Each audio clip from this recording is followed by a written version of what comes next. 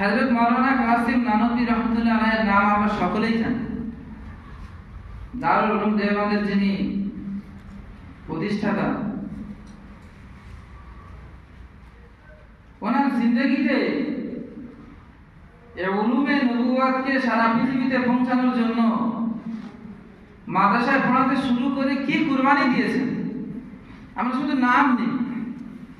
আর কারো যদি কাসেমি ডিগ্রি থাকে তো আমরা খুব খুশি হই,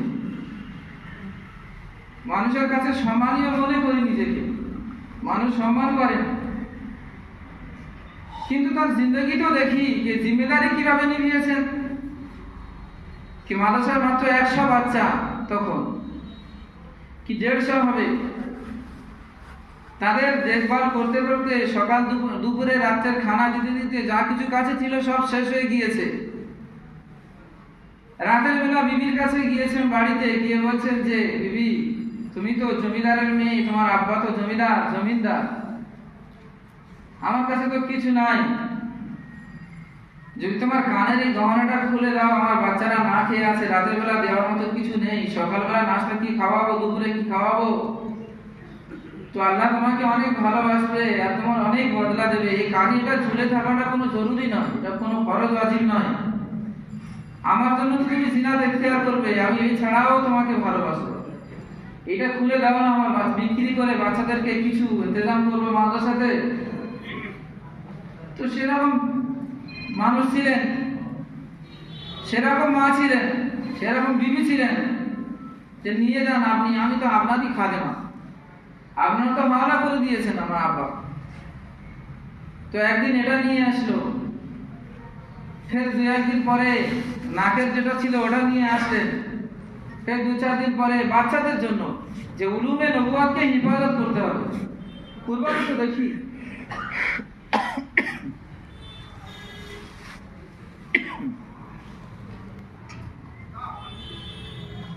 একদিন গিয়ে হাতের যেটা ছিল সেটা খুলে নিয়ে আসলেন, একদিন গিয়ে পায়ে যেটা রাখা ছিল সেটা খুলে নিয়ে আসলেন। এমন খুলতে খুলতে এই নবীর ওয়ারিসিনদের জন্য, নবীর খাদেমদের জন্য, মেহমানে রাসূলদের জন্য, তলাবাদের জন্য পুরো বিবির শরীরে যত গহনা ছিল সব খুলে দিয়েছে। অনেকদিন পরে বাপের বাড়ি যাওয়ার জন্য ইচ্ছা জেগেছে, বাপের বাড়ি যাবেন কিন্তু লজ্জা লাগছে। যদি যাই প্রথমেই তো এটা জিজ্ঞাসা করবে যে তোর মাথা থেকে পা পর্যন্ত তো সাজিয়ে দিয়েছিলাম গহনায়, সে গহনাগুলো কি করেছিস, আমি কি উত্তর দেব? স্বামীর ইজ্জতকে বাঁচিয়ে রাখার জন্য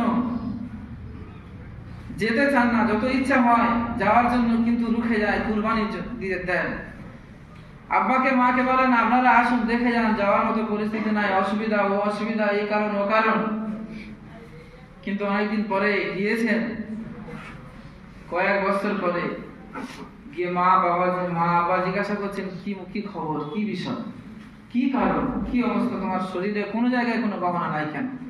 আমাদের আকাউন্টেন্টরা এই সমস্ত আমাদেরকে শুনিয়েছেন। তো সব ঘটনা খুলে বলেছেন যে মাদ্রাসার বাচ্চারা খেতে পারে না, যাদের দ্বারা আল্লাহ পাক শরীয়তকে, ইসলামকে হিফাজত করবেন, যাদের সিনার দ্বারা আল্লাহ তাআলা কোরআনকে হিফাজত করছেন, কোরআনকে হিফাজতের জন্য আমি এটা কুরবান করে দিয়েছি, হাদিসকে পৃথিবীতে বাঁচানোর জন্য আমি কুরবান করে দিয়েছি, আমি দিয়েছি আমার ইচ্ছায়, স্বামীকে কোনো ইলজাম দেননি। সব কথা শোনার পরে আচ্ছা ঠিক আছে, আবার সাজিয়ে দিয়েছে। আমাদের উস্তাদ বলতেন যে বারবার সাজিয়েছেন, কিন্তু বারবার পুরো শরীর সবকিছু খালি করে দিয়েছেন গহনা। কাদের জন্য? তাদের সেই কুরবানির বরকত। আজকের আমরা ওলামা বলে, ওলামাদের ফেরিস্তে, ওলামাদের লিস্টে আমাদের নাম আছে, কসম তাদের কুরবানি। একটা আকাবিরের নাম নিয়ে বলছি, কিন্তু প্রতিটা আকাবির এরকম কুরবানি দিয়েছেন। বলুন, শাইখুল হিন্দ রহমাতুল্লাহ আলাইহির ঘটনায় আসে যে এক জুড়ি কাপড়, আমাদের বাড়িতে তো 5, 6, 10, 8, 20 জুড়ি পর্যন্ত আছে, যেটা নিয়ে সারাদিন সারা সপ্তাহ পরেন, একটা জামা একটা পায়জামা। যেদিন জুমার দিন হয় সকালবেলা চলে যান দেওবন্দের থেকে অনেক দূরে জঙ্গলে, আড়ালে যেখানে নহর থেকে পানি আসতো পাহাড় থেকে, কোন একটা কিছু দিয়ে একটু সদরটা ঢেকে নিয়ে ওই জুড়ি দুটো ধুয়ে দিতেন ওই নহরের পানিতে, ফের রোদে লাগিয়ে ফের শুকিয়ে যেত যখন জুমার আগে পর্যন্ত, ওই জড়ি পরিয়ে এসে জুমাতে দেওবন্দের মসজিদে ইমামতি করতেন। হাওলাই আবাই মেরে মোহতারাম বুজুর্গো, আজ তো আমরা ছোট ছোট মাসাইল আর ছোট ছোট ওয়াজ ও তাকারিরের বয়ানাতের ভুলভ্রান্তির মধ্যে পড়ে আছি, সেটা নিয়ে মুস্তাহাব্বাত আর সুনানের মধ্যে পড়ে আছি, এটা না ওটা, এটা না ওটা, আফজাল আর মনজুর নিয়ে পড়ে আছি। কিন্তু উম্মতের আওয়ামের জিন্দগি থেকে ফারায়েজ বিদায় নিচ্ছে। শরিয়াতে ইসলাম কোথায় আর আমরা কোথায়? মুসলমানের লিস্টের নাম কতজনার আর মুসলমান ইসলাম আছে কতজনার জিন্দগিতে, এ বিষয়ে সমীক্ষা করিনি। ইল্লা মাশাআল্লাহ মেরে মোহতারাম ওলামায়ে কেরাম, সমীক্ষা করার সময় এসেছে। এই উম্মত এখনো পর্যন্ত এরকম একটা জায়গায় আছে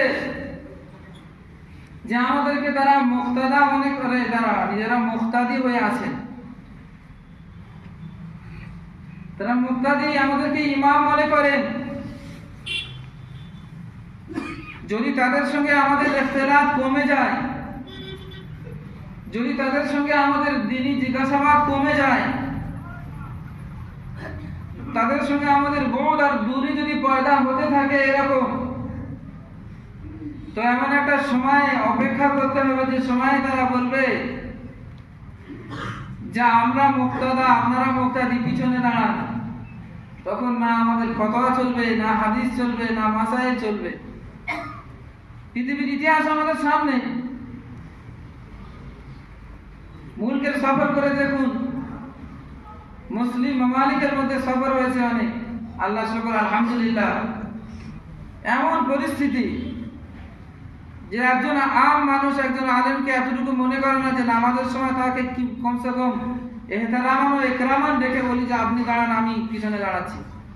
সময় হলে দাঁড়িয়ে যান, না এখানে আছে, না এখানে আছে, না এটা আছে, না এটা আছে, না এটা আছে, না এটা আছে, হালাকে পিছনে শায়েখ দাঁড়িয়ে আছে। এত বেরুখি, এত বেতাআল্লুকি, এত কথাই তাআল্লুক। উলামায়ে কেরাম লিখেছেন কিতাবের মধ্যে, শেখ আবুল হাসান আলী আন-নাদবী রাহমাতুল্লাহ আলাইহি, যে যখন উম্মতের আওয়ামের তাআল্লুক উম্মতের উলামা উম্মতের মুক্তারা থেকে কেটে যাবে, তখন এই উম্মতের আম আযাবের অপেক্ষা করতে হবে। আর আযাব যখন উম্মি হবে, তো এই মুক্তাদাও বাঁচবে না, মুক্তাদিও বাঁচবে না।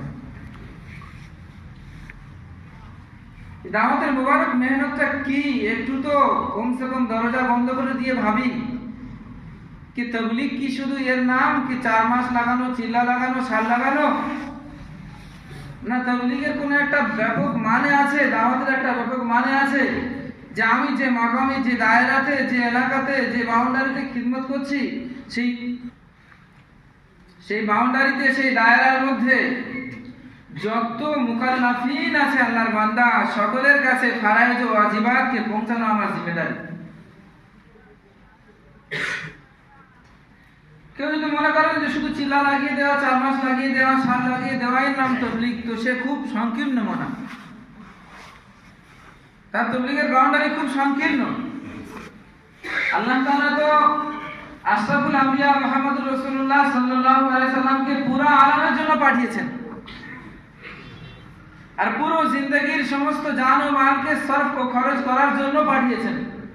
আর করে তিনি দেখিয়েছেন, যেদিন দুনিয়া থেকে চলে যাচ্ছেন, বাড়িতে অন্ধকার দূর করার জন্য, আলো জ্বালানোর জন্য কিছু ছিল না, পাশের বাড়ি থেকে ধার করে আনতে হয়েছিল। আপনারা জানেন না? জানেন না? সিরাত আছে না? নাই, শুধু একটু আপনাদেরকে জানিয়ে একটু ইশারা করে যাচ্ছি। আল ইশারা তক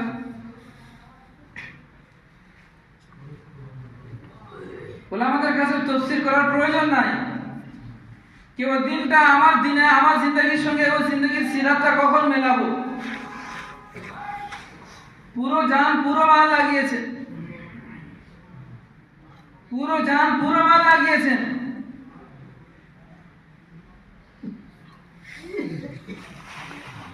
আমওয়ালাকুম ওয়া আনফুসাকুম, তোমাদের সমস্ত মাল ও সমস্ত জান।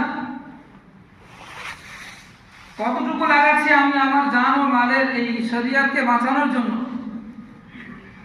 আকরাবিন তো আকরাবিন, ও আবাদিন তো অনেক দূরে,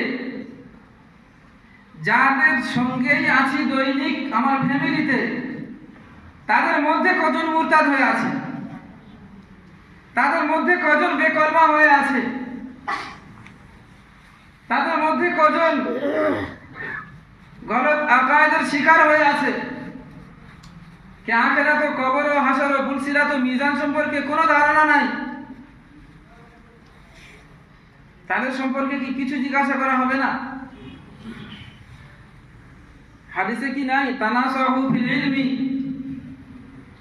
ফাইন্না খিয়ানাতা আহাদিকুম ফি ইলমিহি আশাদ্দু মিন খিয়ানাতিহি ফি মালিহি ওয়া ইন্নাল্লাহা সাইলুকুম ইয়াওমাল কিয়ামাহ। তানাসুহ ফিল ইলমিটা কি? তরজমা করাটা আমি জরুরি মনে করি না, আপনারা জানেন, ভালো ভালো মুতারজিম এখানে আছেন, আপনাদের শানের খেলাফ হবে। তানাসুহ ফিল ইলমি কি? হযরত মুফতি শাব্বির আহমদ সাহেব দামাত বারাকাতুহুম লিখেছেন কিতাবের মধ্যে যে উলামায়ে কেরামের জন্য তানাসুহ ফিল ইলম তো দুই ধরনের। এক তো তার হুসুল শুদা ইলম, নিজের জিন্দগিতে বাস্তবায়িত করতে হবে, ফুটিয়ে তুলতে হবে, আমালি ভাবে উম্মতের সামনে নমুনা হতে হবে, স্যাম্পল হতে হবে। আর দ্বিতীয় হাসিল শুদা ইলমকে তার হকদারদের কাছে পৌঁছাতে হবে, এর নাম তানাসুহ ফিল ইলম। আমিন তো আমানতদারটা আমানতকে যার মাল তার কাছে পৌঁছানো তার জন্য জরুরি। আতিকুল্লাযী হাক্কিন হাক্কাহু, হক মানে কি? শুধু দুনিয়ার আসবাব ও সামান। আর না, নবীজি সাল্লাল্লাহু আলাইহি ওয়াসাল্লাম আমাদেরকে আসবাব ও সামানের কোনো ওয়ারিস বানিয়েছেন। ইন্নামা আদরাসুল ইলম, ওয়াল্লাহি ইন্নামা আদরাসুল ইলম, ইলমের ওয়ারিস আমাদেরকে বানিয়েছেন।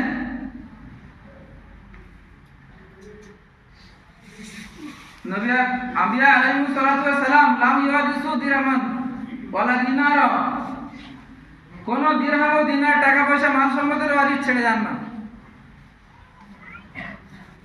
কি ছেড়ে যান? তাদের ফিকির, তাদের মেহনত, তাদের তরিকা, আল্লাহর তরফ থেকে দিহিত ইলম ও শরিয়ত।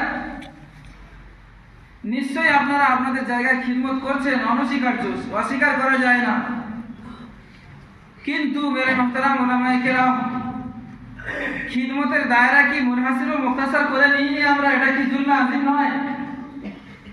খিদমতের দায়রাকে আমি আমার জন্য মুখতাসার ও মুনহাসির করে নিই নাকি?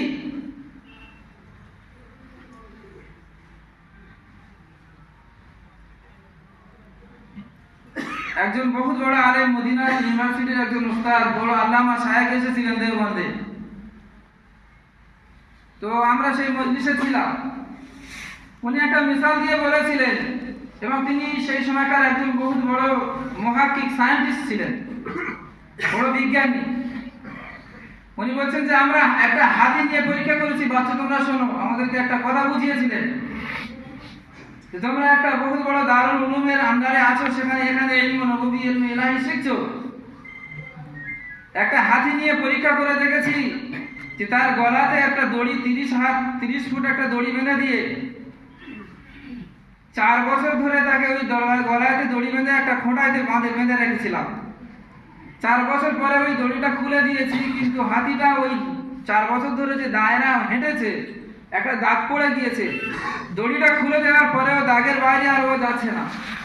দুনিয়াবি একেবারে আমরা তাহকিক করে এই জায়গায় পৌঁছেছি যে একটা প্রাণী 4 বছর ধরে তার একটা দায়রার মধ্যে ঘুরতে ঘুরতে ওর জেহেনটা ওই দায়রার মধ্যে মুনহাসির হয়ে গেছে। ও আর জানে না যে এই দায়রার বাইরে একটা বহুত বড় দুনিয়া আছে, সেখানেও খাদ্য খাবার আছে, সেখানেও চলাফেরার জায়গা আছে। ওই জন্য যখন দড়ি খুলে দিয়েছি তো ওর বাইরে আর যায় না, ও নিজের ইচ্ছাও বাইরে যেতে পারে না, ওর জেহেনটা ওই রকম হয়ে গিয়েছে। লম্বা ঘটনা বর্ণনা করার পর আমাদেরকে বলছেন, তোমরা দারুল উলুমে আছো, পৃথিবীতে অনেক দারুল উলুমে অসংখ্য তলাবা আছে। এই পরীক্ষাতে তোমাদেরকে একটা কথা বলি, তোমাদের মধ্যে যারা কেউ যদি নিয়ত করো যে আমি এই দারুল উলুম থেকে ফারাগাতের পরে আমার পাড়ার মসজিদের মক্তবে কেউ পড়ানোর মতো কেউ নেই, আমি মক্তবটাকে সামলাবো, তো আল্লাহ তাআলা তার মক্তবের মধ্যেই মুনাসির করে দেবে, যেহেতু তার জেহেনটা এখন থেকেই মুনাসির হচ্ছে যে মক্তবের জিম্মেদারিটা আমি পুরা করবো। তো ওর মধ্যেই থাকবে ওটা একটা খিদমত, ওই খিদমতের কারণে ইখলাসের সঙ্গে করার কারণে হয়তো জান্নাতও পাবে। কেউ যদি মনে করেন আমার গ্রামের জামে মসজিদের ইমাম নাই, এমনি কোনোভাবে আগের জামানার মৌলবি নিয়ে চালানো হয়, আল্লাহ শুকর আমি আলেম হয়ে যাচ্ছি, এখান থেকে ফারেক হয়ে বড় ডিগ্রি নিয়ে জামে মসজিদের ইমাম হবো, তো জামে মসজিদের মহল্লায় ওনার খিদমতের মধ্যে জিন্দগি কেটে যাবে। যেহেতু এখন থেকে ওর জেহেনটা ওইভাবে মুনাসির হতে হতে ওই দায়রায় ফেঁসে যাচ্ছে। আর কেউ যদি মনে করেন যে আমার ব্লকের মধ্যে আমি খিদমত করবো, পুরো ব্লকের মানুষদের কাছে দিন পৌঁছাবো, সহি আকায়েদ যা এখান থেকে শিখে যাচ্ছি, সহি মাসায়েল শেখাবো, তাদেরকে সহি ইসলাম পৌঁছাবো, তো আল্লাহ তাআলা তার ব্লকে খিদমত নেবে। আর কেউ যদি মনে করেন যে আমার জেলাতে খিদমত করবো, তো তার জেলাতে খিদমত নেবেন। আর কেউ যদি এখন থেকে এরকম ভাবে একটা তৈরি করেন তার দায়রা যে আমি আমার রাজ্যে খিদমত করবো, তো রাজ্যে খিদমত নেবেন।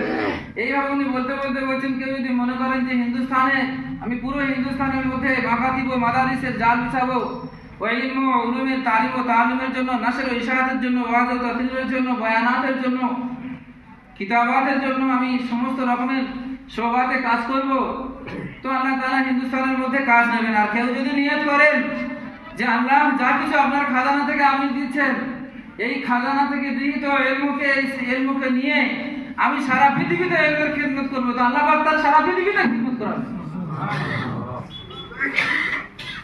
কেন এখন থেকে ওর জেহেনটাকে ওইভাবে খিদমতের দায়রাকে বাড়িয়ে বাড়িয়ে যাচ্ছে।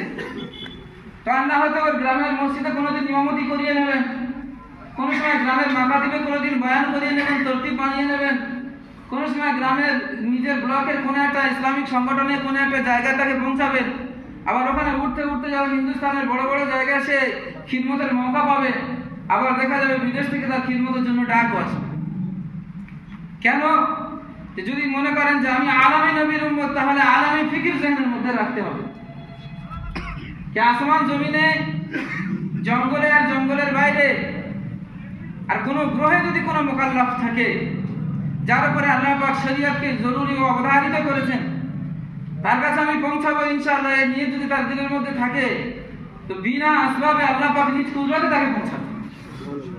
আর যদি আসবাবের প্রয়োজন পড়ে, আল্লাহ আসবাব পয়দা করে দেবেন। আল্লাহ তো আসবাবের মহতাজ নন, কোন আসবাবের মহতাজ আল্লাহ পাক নন। ওহু আলা কুল্লি শাইইন কাদির, সমস্ত আসবাবের ঊর্ধ্বে তিনি, আসবাব তিনি তৈরি করেন। ওহু মুসাব্বিবুল আসবাব, আসবাব তিনি তৈরি করেন।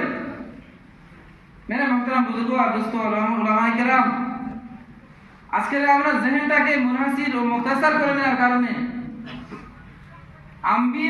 আম্বিয়াদের ওয়ারিস শুধু এতটুকু ডিগ্রি জেহেনে আছে, ওয়ারাসাতুল আম্বিয়া আল উলামা ও ওয়ারাসাতুল আম্বিয়া।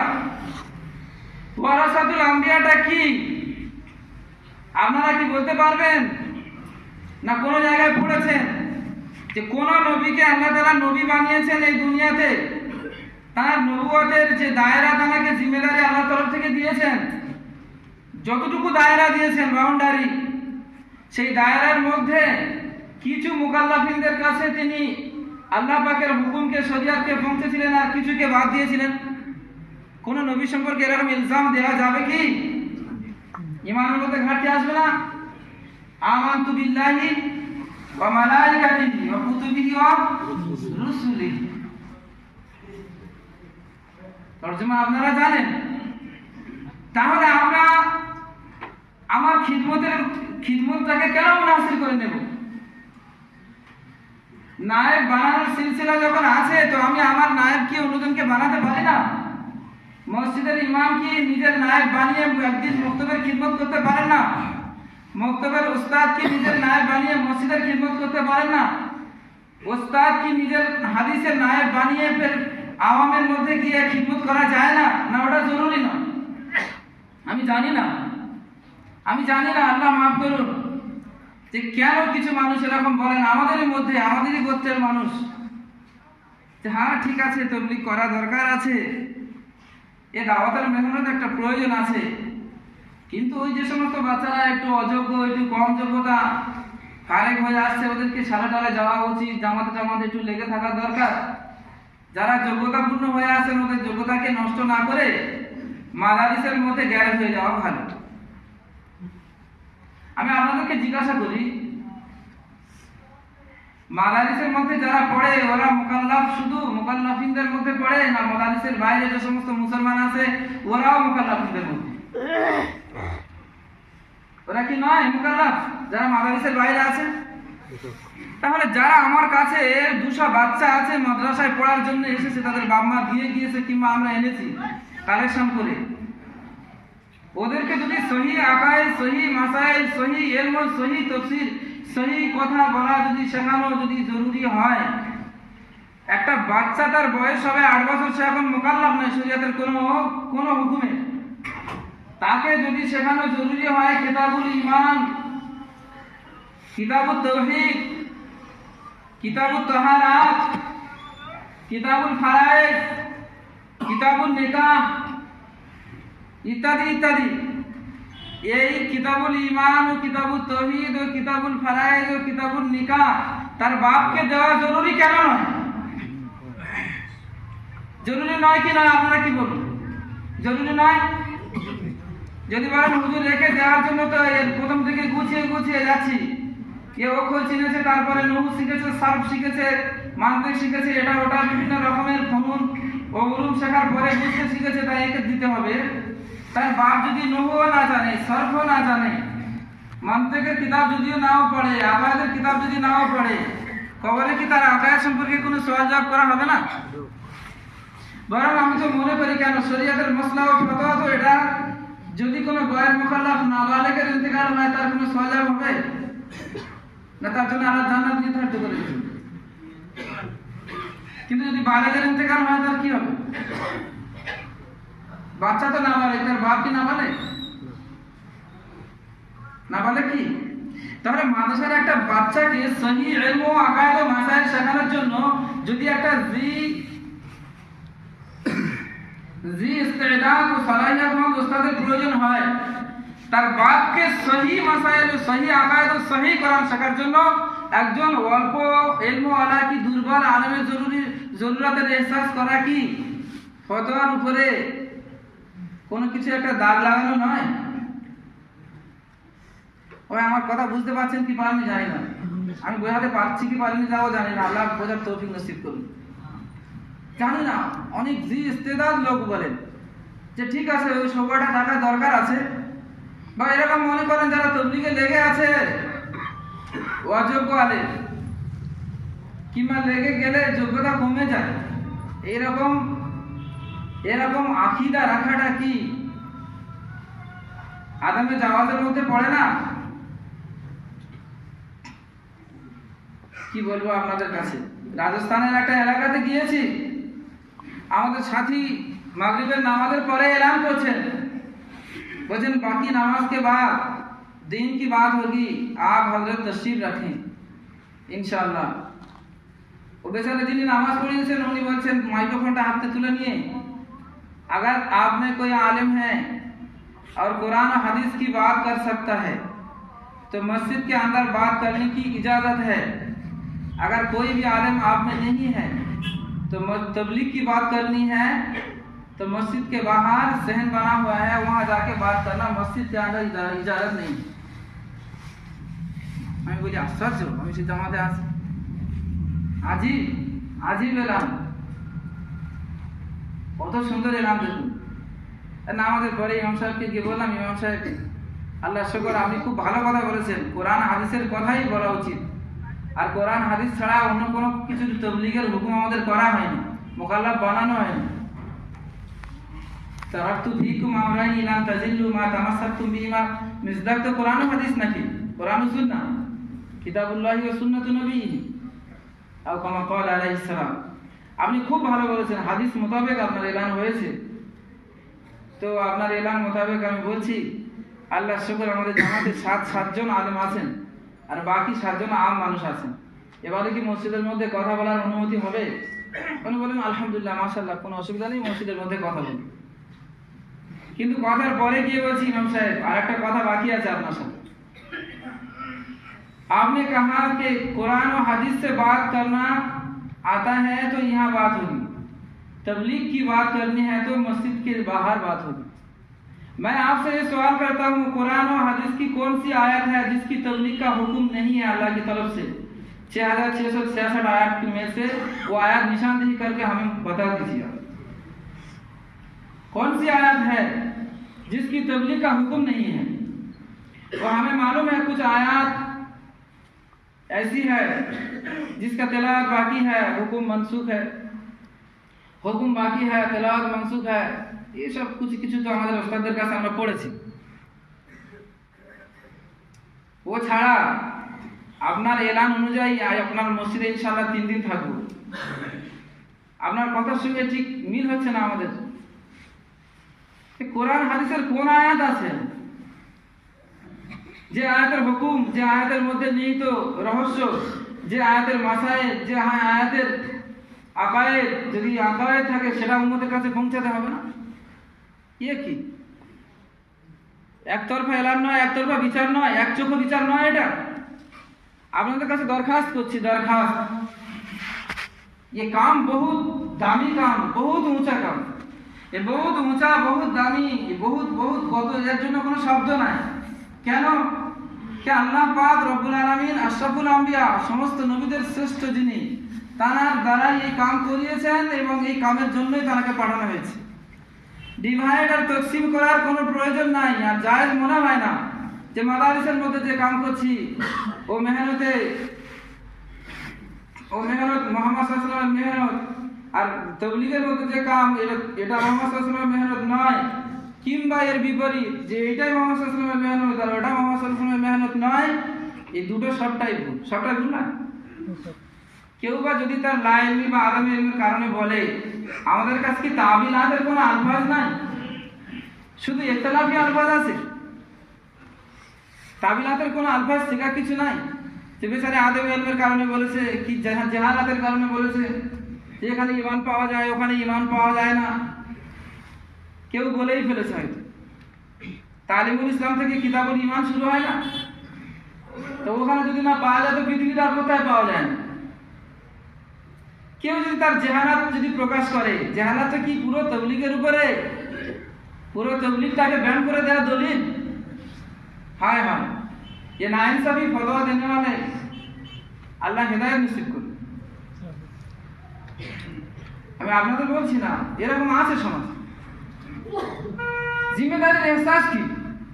যদি মনে করি যে আমার কাছে আমার সোহবাতে 10টা ছেলে আমার কাছে সবক শোনাচ্ছে, তারা কি দৌড় করছে, কোরআন শরীফ হিফজ করছে, তাদের তার হিফজের সাথে সাথে তারা যদি হিফজ শেষ করার পরে তারা যদি আর মাদ্রাসায় না পড়ে, না যদি আলেম না হয়, শুধু হাফেজ হয়ে যদি চলে যায়, কোনো মসজিদের ইমামতি করবেন, কোনো মাদ্রাসার খিদমত করবেন, কি কোনো হালাল ব্যবসাতে লাগবেন, তার জিন্দগি ওইভাবে অতিবাহিত করবেন, ফরজে আইন তো নয় যে হাফেজ হয়ে যাওয়ার পরে ফের আলেম হতে হবে।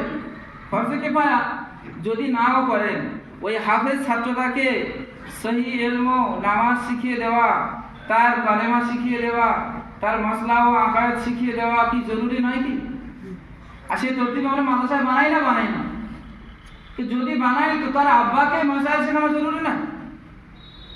একটা বাচ্চা নামাজ পড়েনি, নামাজ থেকে মসজিদ থেকে বার হয়ে দেখছি যে কটা বাচ্চা ছিল সবাই নামাজ পড়েছে, একজন ওদিক থেকে হেঁটে হেঁটে আসছে। তো আমি একজন নাজিম সাহেব হিসাবে বা আমি একজন ওস্তাদ হিসাবে আমার দায়িত্ব কি? তাকে ধরে নিয়ে একটু কান বলে দেওয়া, কি একটু মারা, কি বকাঝকা করে, একটু ডাঁট ডাপড় তাম্বি করার পরে অজু করিয়ে তাকে নামাজ পড়িয়ে নেওয়া, এটা আমার জিম্মেদারি আছে না? করি না ওই আমরা সকলে করি তো। আচ্ছা আপনারা বলুন, ওই বাচ্চাটাকে মারলাম, বকলাম, অজু করালাম, নামাজ পড়ালাম, এই সারি জিম্মেদারি পুরা করালাম কিসের জন্য? মাদ্রাসাওয়ালারা ওই বাচ্চার জন্য আমাকে 100 টাকা দেয় পার্সেন্টেজ হিসাবে। যদি ওই বাচ্চার মাদ্রাসার কর্তৃপক্ষ কমিটি আমাকে এই বাচ্চার জন্য প্রতি মাসে 100 টাকা দেন, ওই জন্য ওকে মারলাম, বকলাম, ওকে ধমক দিলাম, তাম্বি করালাম, ওযু করালাম, নামাজ পড়ালাম, নাকি এটা আমার উপরে জিম্মেদারি আল্লাহর তরফ থেকে এবং আল্লাহ রসুলের তরফ থেকে? যে বয়স 15 বছরের ঊর্ধ্বে হয়ে গেছে, নামাজ কাজা করা যাবে না, নামাজ কাজা করলে এর গুনাহ হবে, নামাজ কাজা করার শাস্তি একে ভুগতে হবে। সুতরাং নামাজ কাজা করা থেকে বাঁচানোর জন্য আল্লাহ আল্লাহ রসুলের তরফ থেকে দিত জিম্মেদারি নিভানোর জন্য। কোনটার জন্য করেছে বলুন? কোন সময় ভেবে দেখেছে কি কোনটার জন্য করেছি? মাদ্রাসার তরফ থেকে, তার তরফ থেকে কিছু পায় বলে সেই জন্য? যদি তাই হয় তাহলে ওই বাচ্চাটা যদি ছুটি নিয়ে, গ্রামের বাচ্চা গ্রামে ঘুরবে, নামাজ পড়বে না, সেদিন তো আমি কিছুই বলবো না। যেহেতু ছুটি নিয়েছে মাদ্রাসা থেকে, যেহেতু মাদ্রাসাকে পালিয়ে চলে গিয়েছে, নামাজ পড়বি পড়া, না পড়বি না পড়া, তোর জান্নাত তুই জাহান্নাম তুই বুঝে নিবি, আমার বলার কি দরকার? আর তুই তো মাদ্রাসায় থাকিস না, আর তোর জন্য মাদ্রাসাওয়ালা আমার 100 টাকাও দেয় না, বলার জিম্মেদারি নেই? এই ইনসাফ?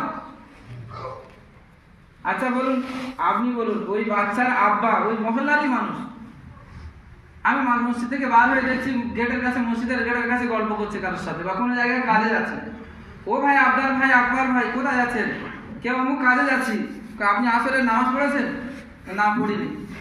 তাকে কি করবেন? তাকে নামাজে ডাকার জন্য, দাওয়াত দেওয়ার জন্য কোনো তরিকা, কোনো হুকুম আল্লাহ ও আল্লাহ রসুলের তরফ থেকে আমার কিছু দেওয়া হয়েছে না হয় না? দেওয়া হয় নাই? দেওয়া হয় নাই।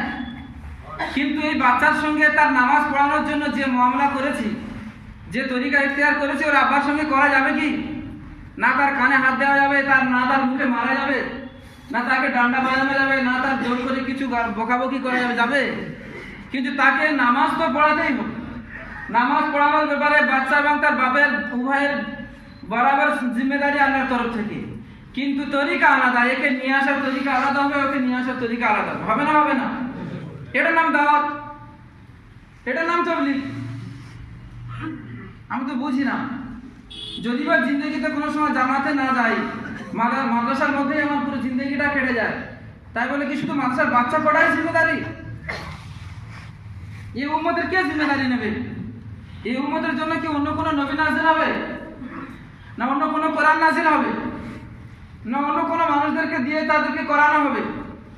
পুরো আওয়ামের পুরো 93% আমাদের থেকে বাইরে, 5-6%, 7% আমাদের কাছে, যারা আমাদের আয়ত্তের মধ্যে, যারা আমাদের ডান্ডার আয়ত্তের মধ্যে, আমাদের বকাঝকার মধ্যে, আমাদের তাম্বিহাতের মধ্যে। কিন্তু উম্মতের 95% তো বাইরে। ও আওয়ামকে আনার জন্য কোনো তরিকায় নববী আমাদের কি কিছু নাই? সিরাত আমাদের সামনে, সেটা কি দাওয়াতের মেহনতের সিরাতের সঙ্গে মেলে না? এতটুকু সমীক্ষার জন্য আপনাদেরকে ডাকা। একটু তো সমীক্ষা করে দেখি যে পুরো আওয়ামকে আনার জন্য এই মসজিদে কে কে মেহনত করবে? ওদের জন্য কি ছুটি নেওয়া যায় না? মাদ্রাসা থেকে নিশ্চয়ই, মসজিদ থেকে নিশ্চয়ই ছুটি পেয়েছি, দুদিনের জন্য বাড়ি এসেছি। দুদিনের জন্য এই বাড়ি আসার পরে এই দুদিনের মধ্যে একদিন কি আওয়ামের সঙ্গে তাদের তালিমে বসার হুকুম নাই? যদি তাদের সঙ্গে তালিমে না বসি, তালিমের ভুলভ্রান্তিকে কে ঠিক করে দেবে? তাদের সঙ্গে যদি মাসাইলের হালকায় না বসে তাদের মাসাইল কে ঠিক করবে? তাদেরকে যদি দুদিনের মধ্যে আবার মহল্লার মানুষকটা নিয়ে আমি আকায়েদের নাম মজলিস কায়েম করি, তাদের আকায়েদ কে ঠিক করবে? কেউ তো নেই আমার মহল্লায়। আমি তো 24 পরগনার লোক, কুচবিহারে খিদমত করি, আমার মহল্লায় আর কেউ নাই। আল্লাহ কি কিয়ামতের দিনে শুধু ওই মাদ্রাসার বাচ্চাদের ব্যাপারে আমাকে সওয়াল করবে? ওয়ানজির আশিরতাকা না করবে না, তাদের মধ্যে কি দাখিল নয় আমার মহল্লার মানুষগুলো?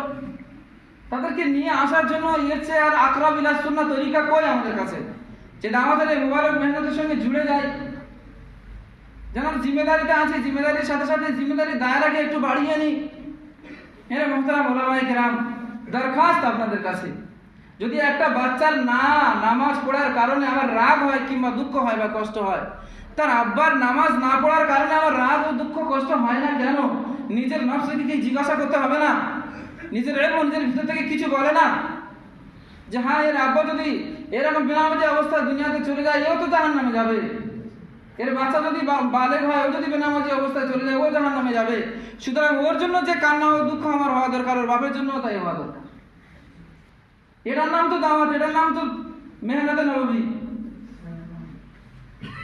এটাই তো বোঝানো। মেরে ভাই দোস্তর বুজুর্গ, সালের জন্য বললে আপনারা এতরাজ করবেন, সাল কোথায় লেখা আছে?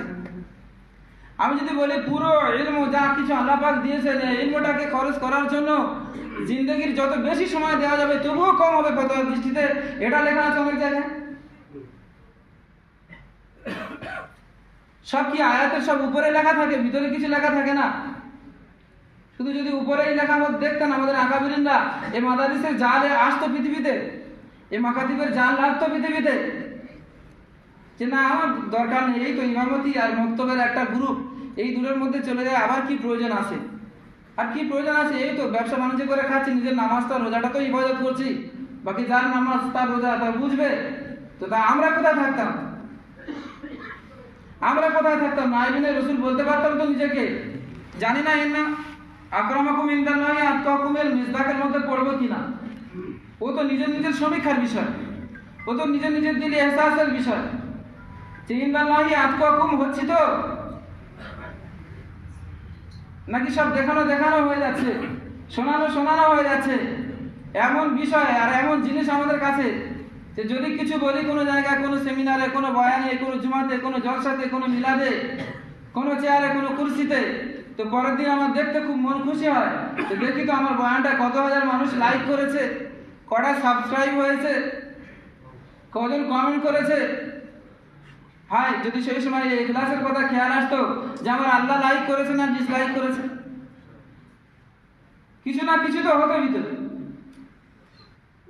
2 লক্ষ 2 কোটি 5 কোটি মানুষ লাইক করেছে, আল্লাহ বলে সারা পৃথিবীর মানুষের লাইকের জন্য তুই বয়ান করেছিস, তো ওই লাইক শেষ হয়ে গিয়েছে, কিয়ামতের দিনে তোর কোনো হিস্সা নাই। এরকম হাদিস নাই?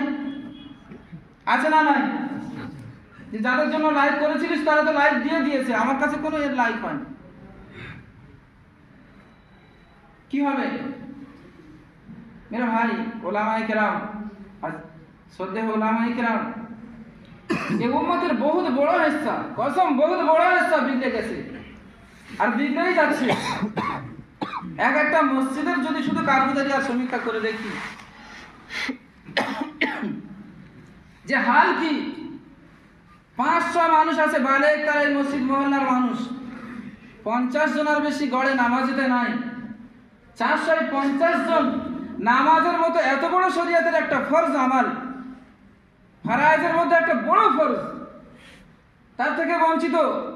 নামাজ ইচ্ছাকৃতভাবে ছেড়ে দিলে কি তার শাস্তি হবে আর কি কত বড় গুনাহ হবে। এই মেম্বারে বয়ান আমার 1000 বার করা হয়ে গিয়েছে, কিন্তু বয়ানের পরে তো আমার সমীক্ষার প্রয়োজন আছে। এই জুমা থেকে ওই জুমা পর্যন্ত এই হাদিসের উপরে কজন এলো? যদি নবী করিম সাল্লাল্লাহু আলাইহি সাল্লামকে আল্লাহ পাক ডেকেছেন, আর ডেকেছেন অবশ্যই ডেকেছেন মেরাজে, আর অনেক বড় মাকাম, আর এমন পর্দার মধ্যে হামকালামি যেখানে জিবরাইলের মতো ফেরেশতার যাওয়ার অনুমতি ছিল না। কে এত বড় মাকামের পরে সিদরাতুল মুনতাহার পরে ফিরে আসার পরে কোন জমিনে কোন ময়দানে আর কার বাড়িতে গিয়ে মেহনত করেছেন, ওটা আমার জন্য সিরাত নয়। শুধু মাকামি হাদিস সামনে, জিম্মেদারির হাদিস সামনে নাই। আল্লাহ আমাদেরকে ইবাদত করুন। যে আমাদের সম্মান করে না, আমাদের ইজ্জত করে না, আমি জানি না নিজের ইজ্জত করানোর জন্য কোনো হাদিস আছে না নাই হাদিসের কিতাব। কাউকে ইজ্জত করানোর জন্য তো অনেক কিছু বলা আছে, কারোর মাকাম বয়ান করানো আছে, কিন্তু আমি এর মেজদাক এবং এর হকদার, আমার যদি এই ইজ্জত না করা হয়, ঝগড়াঝাটি করে রাগারাগি করে ওই ইজ্জত আমি করিয়ে নেবো, এরকম কোনো হাদিস আছে কি না আছে আপনারা ভালো জানেন। বলে হুজুর সবসময় এই তবলিগ ওয়ালাদের সঙ্গে তালিমে বসতাম, কিন্তু এখন আর বসি না। আমি কেন বসেন না? বলে আগে আগে দেখেছি, প্রায় 8-10 বছর এখানে ইমামতি করছি, সবসময় মাসালাতে তালিম কে করবে? ইমাম সাহেব। তালিম কে করবেন? ইমাম সাহেব। এখন করে নতুন কিছু তবলিগি নজওয়ান তারা তবলিগ শিখে এসে এমন গোমরা হয়ে গেছে, তারা এসে ফায়সালা পারে, আজকে ইমাম সাহেব, কালকে ডাক্তার সাহেব, পরশুদিন মাস্টার সাহেব, তরশুদিন আমির সাহেব, ফের 1 সপ্তাহ পরে আমার বাড়ি আসে। এরা ওলামাদের ইজ্জত করে? এদের দিলে ওলামাদের ইজ্জত আছে? ওই জন্য বসি না। মাই ইখালিতুন নাস ওয়া ইয়াসবিরু আলা আযাবুম আযামু দারাজাতাম মিম্মান লাম ইখালিতিন নাস ওয়া লা ইয়াসবিরু আলা আযাবুম। হাদিসের আলফাজ না, মাই ইখালিতুন নাস ওয়া ইয়াসবিরু আলা আযাবুম। তাদের সঙ্গে মিশলে বসলে উঠলে কিছু তো কিছু কিল ঘুষি চড় তো খেতেই হবে। আর কোন নবী খায়নি, আর কোন নবীকে খাওয়ানো হয়নি? আর সমস্ত নবীর শ্রেষ্ঠ নবী মুহাম্মদ সাল্লাল্লাহু আলাইহি ওয়াসাল্লাম কি খাওয়ানো হয়নি? তার মতো পুত পবিত্র পাক ইমামুল আম্বিয়া জানার মাকাম পুরো জিন্দগি বয়ান করলে, জানার সিরাত পুরো জিন্দগি বয়ান করলে জিন্দগি শেষ হবে, কিন্তু তার সিরাত বয়ান করা শেষ হবে না, তার মাকাম বয়ান করা শেষ হবে না। এরকম মানুষকে কি আবু জাহেলের দরবারে ধাক্কা খাওয়ানো হয়নি? তায়েফের ময়দানে পাথর খাওয়ানো হয়নি? উহুদের ময়দানে তীর খাওয়ানো হয়নি? জঙ্গে হুনাইনে কিছু কষ্ট দেওয়া হয়নি?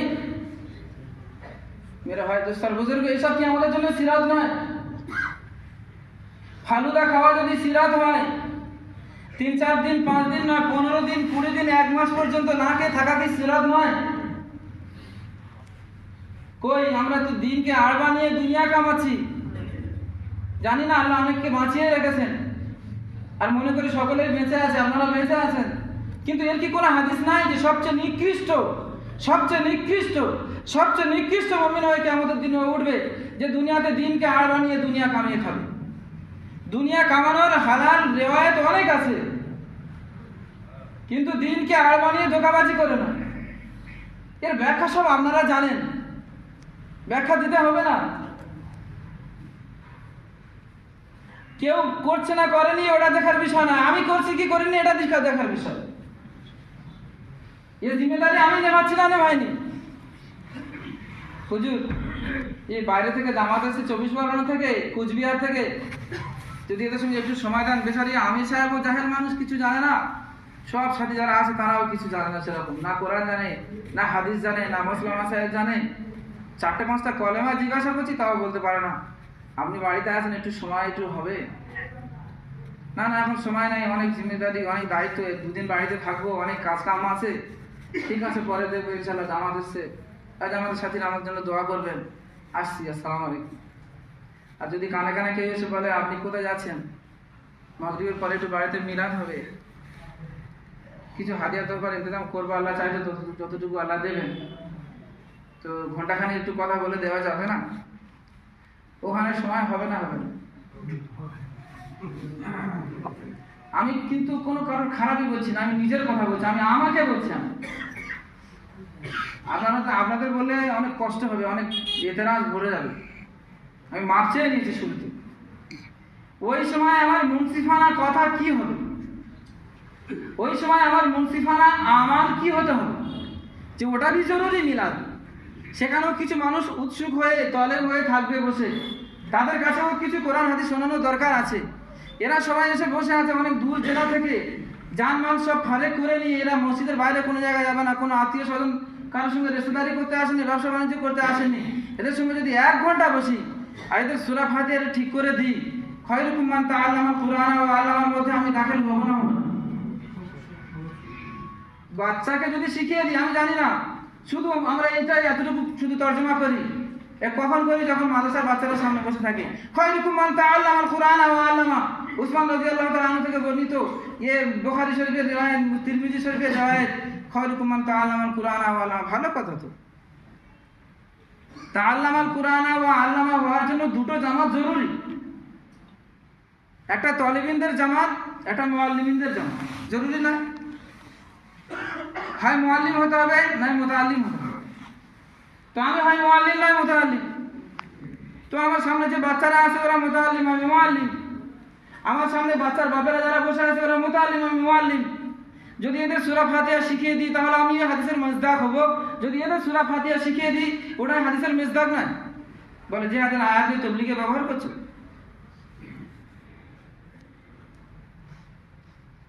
এসব ছোটখাটো ইখতিলাফের ভিতরে পড়ে কি হবে? মকসদকে ভুলে গিয়েছি তো। আল্লাহ আমাদেরকে হেফাজত করুন। মকসদটা কি ছিল? যে অবশ্যই জরুরি, একে শেখানো জরুরি। এ যদি একটা বড় হাফিজ হয়, ভালো হাফিজ হয়, ভালো আলেমে দ্বীন হয়, ভালো মুফতি হয়, ভালো মুফাসসির হয়, ভালো মুহাদ্দিস হয়, এর দ্বারা বহুত মানুষ পানি পাবে, পুরো শরিয়াত হেফাজত হবে। একটা এলাকার মানুষ কি, একটা দেশের মানুষ কি, মুলকের মানুষ এর দ্বারা হেদায়েতের রাস্তা পাবে। কিন্তু এর বাপ অত কিছু হতে পারবে না, কিছুদিন পরে তো এ মারা যাবে। তো এ গলত আকীদা, গলত মাসাইল আর গলত নামাজ আর ভাঙাচোরা রোজা নিয়ে দুনিয়াতে চলে যাবে, এর কি হবে? দুজনার ফিকির করা জরুরি নয় কি? এর জন্য যদি 24 ঘন্টার ভিতরে 20 ঘন্টা দেওয়া জরুরি হয়, 2 ঘন্টা দেওয়া কি ওর জন্য জরুরি মনে করা আমার জন্য এটা জিম্মেদারি আল্লাহ এবং আল্লাহ রসুলের তরফ থেকে নয়, শুক্রবাড়ি মার্কাজের তরফ থেকে নয়, নিজামুদ্দিন মার্কাজের তরফ থেকে নয়, কোনো আমিরের তরফ থেকে নয়। কে আমির সাহেব এসে অনুরোধ করছিলেন বারবার যাই একটু কি করা যাবে, যাওয়া দরকার আছে, না না না না, আস্তাগফিরুল্লাহ, এই জন্য নয়। অনুরোধ করছে আপনাদের কাছে একটু উপরের দিকে লক্ষ্য করে দেখুন, কেউ উপর থেকে আমার জিম্মেদারি কার কার উপরে আছে। জিম্মেদারির এহসাস ছাড়া তো জিম্মেদারি পুরাই হয় না।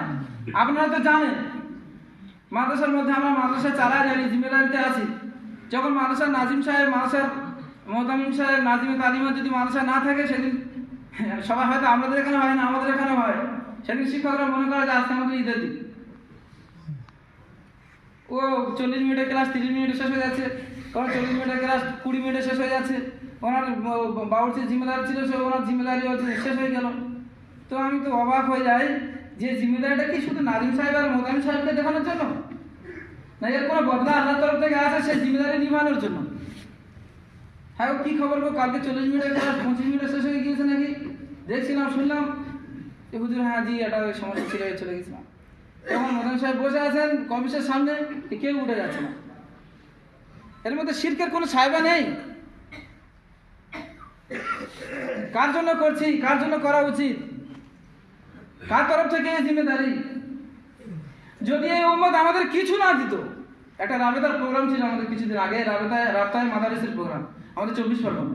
তো মুফতি মিসবাহ সাহেব উত্তর 24 পরগনা, উনি রাবেতার জিম্মেদারিতে আছেন, অনেকে জানেন। উনি ওই প্রোগ্রামে গিয়ে বলছিলেন, বলে ভাই ওলামায়ে কেরাম একটা কথা আপনাদেরকে বলি, যদি এই উম্মত আমাদের জন্য 10,000 কেন 10 পয়সাও নির্ধারণ না করতেন, আল্লাহর তরফ থেকে যে ইলম আমরা পেয়েছি, এই ইলম দেয়া কি এই উম্মতের বাচ্চাকে আমাদের জন্য ফরজিয়াত সাকাত হয়ে যেত? আপনারা একটু হাত তুলে বলুন, উম্মতকে উলুম দেওয়ার ফরজিয়াত কি সাকাত হয়ে যেত কি? ও ভাই আপনারা কি বলেন? মনে করুন পুরো কর্তৃপক্ষই মাশাআল্লাহ করেছে কিছু দেব না, পুরো 15টা ওস্তাদের কারো কিছু দেব না, তাহলে কি আমাদের ফরজিয়াত সাকাত ছেলেদের কিছু শেখাবো না? সব চলে যাবো আমরা যে যার ঘাটিতে, যে যার বাড়িতে? সবাই বলছে না, এটা তো কোনোদিন হয় না, ফরজিয়াতে সাকিব হবে না, তানকার সঙ্গে তো ফরজিয়াতে তাল্লুক নেই, ও তো আলাদা মশলা। তো যদি তাই হয়, যদি তাই হয়, তো আমরা বলছি যে আপনার মাদ্রাসায় মাদ্রাসায় এই তালিম মজবুত করুন, আপনার মাদ্রাসায় তারবিয়াত ঠিকঠাক করুন, এ করুন, ওই করুন।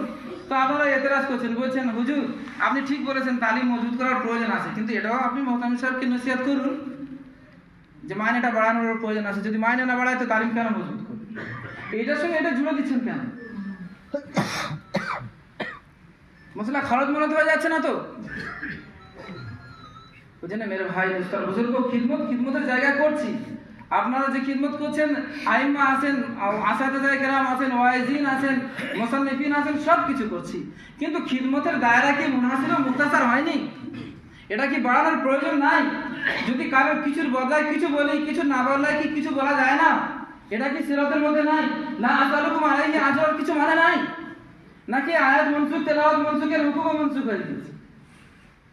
লা আসালুকুম আলাইহি আজর, লা আসালুকুম আলাইহি আজর, এই আয়াত মনসুখ নাকি? এর তেলাওয়াত কি মনসুখ, হুকুম মনসুখ?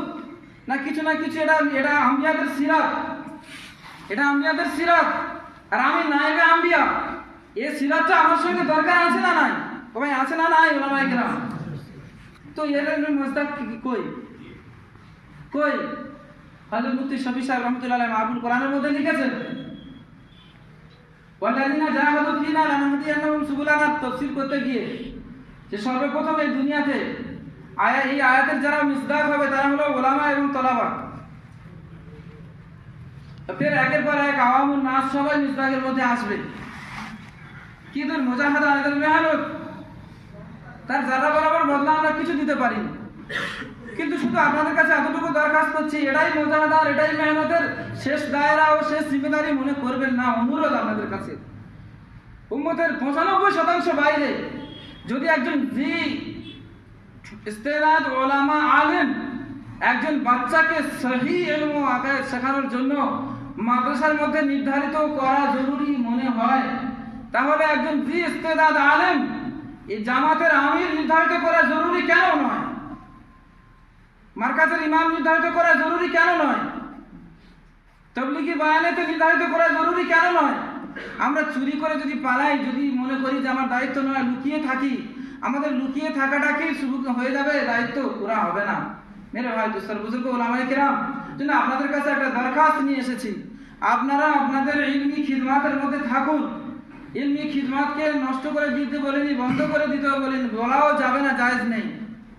কিন্তু ইলমি খিদমাতের দায়রাকে একটু বাড়িয়ে যারা আছে তাদেরকে না কিতাব সামনে রেখে, আর না কোরআন সামনে রেখে, আর না ফতোয়া সামনে রেখে বোঝানো যাবে, বরং তাদেরকে শুধু তালিম দিতে হবে মুখে মুখে, আম্বিয়াদের সেই পুরানো তরিকা অনুযায়ী, আমাদের আকাবিরিনদের সেই পুরানো তরিকা অনুযায়ী, যেদের মুখে মুখে বলতে হবে তুমি বলো আল্লাহ এক, তুমি বলো আল্লাহ ছাড়া কোনো মাবুদ নাই, তুমি বলো আল্লাহ রসুল এই, রসুলের উপরে কি ধারণা রাখতে হবে, আখিরাতের প্রতি কি ধারণা, তামাম নবীদের প্রতি, হিসাব ও কিতাবের প্রতি, আখিরাতের দিনের প্রতি, বাস ও বাদার মাউতের প্রতি, কি তাকে মুখে মুখে বোঝাতে হবে। না এর নহু শেখানোর টাইম আছে, না এর সরবট শেখানোর টাইম আছে, না এর উসুলের তাফসীর শেখানোর টাইম আছে, না এর আকাশ শারুল আকাশ শেখানোর টাইম আছে, কিছু টাইম এর কাছে নাই। কিন্তু এই বাচ্চাটা বেচারে দুনিয়াতে চলে যাওয়া টাইম, তো একে কি দিয়ে যাবে, কি নিয়ে যাবে? এর এখন হলো যে আমার কাছে যে আল্লাহ পাক ইলম দিয়েছে, ওই তরিকাতে ফিরে যাই, তো কমসে কম যে নবীরা পুরো আওয়ামকে ইলম দেওয়ার জন্য সরাসরি সিনা টু সিনা যে সিস্টেম করেছিলেন, ওটা কি মনসুখ হয়ে গিয়েছে? ওইটা তো বসিয়ে তো দুই সহি জুমার বায়ানাতের মধ্যে হোক, জামাতে গিয়ে হোক, জামাতের সাথীদের সঙ্গে মসজিদে বসে হোক, যে কোনো মওকাকে তাদের সঙ্গে মওকাতে তরতিব বানিয়ে হোক, কি তাদেরকে দেওয়া জরুরি, অত্যাবশ্যকীয় জরুরি, অত্যাবশ্যকীয় জরুরি। মেরে ভাই ওলামায়ে কেরাম, একটা বাচ্চার কাছে যদি তার সবকের কারগুজারি বৃহস্পতিবার দিন নেওয়া জরুরি হয়, যে পুরো সারা 5 দিন ধরে তুমি যে সবক শুনিয়েছো, আজ তুমি আমুকটা শোনাও, তার বাচ্চার বাপের কাছে গিয়েও সেই 5 দিনের নামাজের কারগুজারি নেওয়া আমার জন্য জরুরি মনে হয়, জরুরি মনে হয়। যদি সে যদি কাছাকাছি থাকে, যদি দূরে থাকে তো তার তরতিবই আলাদা, কেন নয়? আমি তো দেখেছি আমাদের ওলামারা তো বলেন কারণ মসজিদে মাদ্রাসায় এসে তো আমাদেরকে সামনে রেখে ওনারা তো বলেন যে বাবু দেখুন, আপনারা এসেছেন গার্জেন, আপনারা যদি নামাজি না হন, আপনারা যদি কোরআনের পাবন্দি করেওয়ালা না হন, আপনারা যদি জিকির করেওয়ালা না হন, আপনাদের কাছে যদি শরিয়াত না থাকে, আপনারা যদি আল্লাহ আল্লাহ রসুলকে না চেনেন, আপনারা যদি শরিয়াতের মহব্বত না করেন, আপনাদের দিনের ভিতরে ওলামাদের মহব্বত যদি না থাকে, আপনাদের বাচ্চাদেরকে আমরা আলোক করতে পারবো না। আমাদের ওলামারা বয়ান করি না কেন? আপনাদেরকেও দিনদার হতে হবে। ওদের দিনদারিতে আনার জন্য দাওয়াতের এই মুবারক মেহনত, আকরাব ইলা সুন্নাহ, এই মেহনতের বিকল্প আছে বলে তো আমার মনে হয় না। যদি থাকে, থাকতে পারে, পুরো অমূল্য হবে, পুরো আলামের মধ্যে যেই এই মেহনতের সঙ্গে যুক্ত হয়, তো দেখা যায় যে 3 দিন থেকে ফিরে আসার পরে সঙ্গে সঙ্গে বলছে, এই তোরা স্কুলে পড়তে হবে না, এবার তোর মক্তবে যেতে হবে, তোরা স্কুলে পড়াবো না, এবার তোকে মাদ্রাসায় যেতে হবে। কেন? আমার জিন্দগিটা বরবাদ করেছি, আমি জামাতে গিয়ে বুঝেছি কার জিন্দগি বরবাদ করা যাবে না। তোর এখন টাইম আছে, তুই হাফিজ হ, আলেম হ, মুফতি হ, তোর শরিয়াতের বহুত বড় জিম্মেদারি আছে। এই এহসাস তাদের ভিতরে আসার কারণে আমাদের মাদ্রাসার মধ্যে এত তলাবাদ।